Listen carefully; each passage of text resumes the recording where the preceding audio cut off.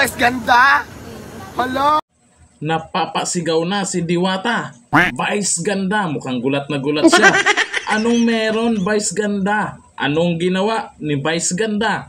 Panoorin natin. Umaga po, ako po si Diwata. Ang napakaganda ngayong umaga. Naka-smile talaga ako dahil may na-receive akong blessing galing daw sa'yo. Ano? Galing kay Vice Ganda? Hello, maraming salamat. Ayan, pinadalaan ako ni Vice Ganda ng ng upuan, mga branyo, at saka yung lamisa. Ay, sir, tatanong ko lang, sir, kasama po ba? Ay, may tent pa? Ay, saka tent, maraming tent, tatlo yata. At saka, tatanong ko lang, sir, kasama po ba yung van?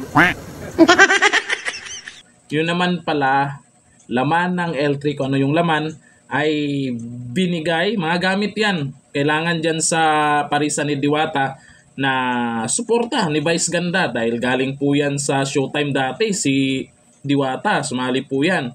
At itong L3, Vice Ganda, kayang-kaya mo na ibigay yan kay, kay Diwata. Oo, todo nyo na. Laban lang ibigay nyo. Todo nyo na. Babait naman din yan si, kaya deserve niya na mabigyan ng L3 galing sa'yo, Vice Ganda. Barya lang yan sa'yo.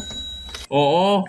Makakarating yan yung sinabi ni Diwata na akala pati yung L3. Makakarating yan kay Vice Ganda. Siyempre, ang nag-aasikaso niyan ay mga tauhan ni Vice Ganda. Kaya baka hindi pa nakarating sa kanya kasi yung kausap, iba yung kausap yung tinawagan Barya lang yan sa'yo, Vice Ganda. Oo. Ibigay mo na yan. Tapos, yung gusto ni Diwata na sana magkita kayo, mag-content, masaya yon, maraming matutuwa doon. Pagbibigyan mo na, kunting oras lang naman mga sikat ngayon na gustong makapunta dyan sa Diwata Pares. At marami nang nakapunta dyan. May mga senador pa nga Hindi lang artista, kundi senador. O sila Ivana, sila Coco Martin. Vice Ganda, pagbibigyan mo yan. Siyempre galing yan dati sa Showtime Diba? Maraming napasaya yan si Diwata noon. Kaya hindi mo matitiis yan. Pagbibigyan mo yan. Kaya deserve talaga kay Diwata. Tingnan nyo naman si Diwata ngayon. Yung nagsabing laos na daw, may nagsabing laos na itong si Makagago. Laos na daw. Mukhang mukhang umpisa pa lang Sa tingin ko umpisa pa lang ng pagsikat ni Diwata Yung mga vlog ni Diwata ngayon, umpisa pa lang na umaangat ng umaangat. Tapos sabihin, laos na. Excited kayo na maging laos na si Diwata. Bakit? Dahil nalalamangan na kayo.